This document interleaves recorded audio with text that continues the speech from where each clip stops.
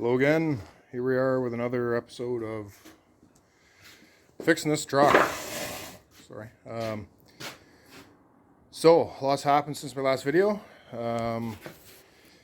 I did a complete new frame, back half with 4-link coilover that I talked about in my last video. It's all installed. In the process of putting it back together. Where do I start here?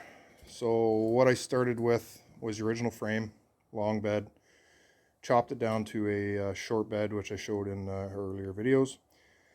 Now what I did was, right from that point there, 2x6, it fits perfectly inside the existing frame forward. That might be a project down the years to complete the box into the frame. 2x6 into custom CNC plasma cutted arches into 2x4. How this was all measured, I dropped a string line. I had the truck, probably September. I took all the measurements for this, but I did it every inch.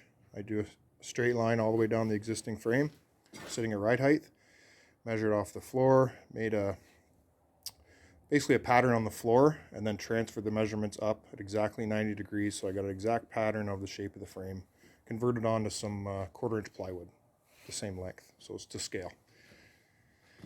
From there I realized if I cut some of the ribs out of the bottom of the bed, I could gain I think it was 2.5 inches off the top of my head of moving this frame rail up into the box floor without going through the box floor, so the cross members. What that allowed me to do was not run a C-notch, which I kind of wanted to stay away from.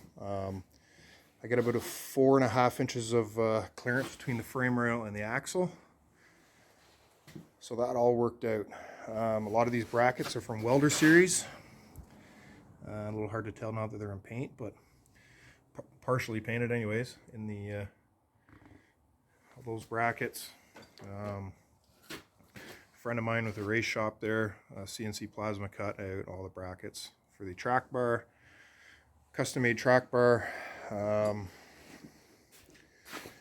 Did the just spacer bar to keep everything square, the tie-in bar for the top of the coilover.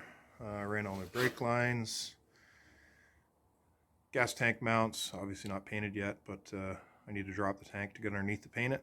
That's about where the box needs to sit, or not the box, the gas tank.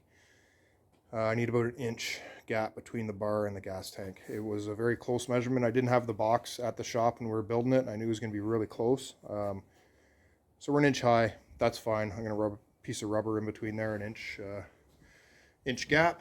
That'll make this clearance clear the bottom of the bed.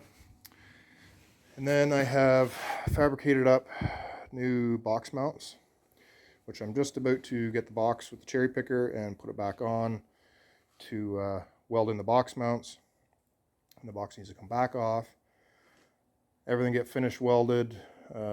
Little stuff just left to weld, like I'm not going to leave the hex nuts there. I'm going to weld them solid, threaded rod for the gas tank straps. I run the electrical connections inside the frame just to tidy it up a bit.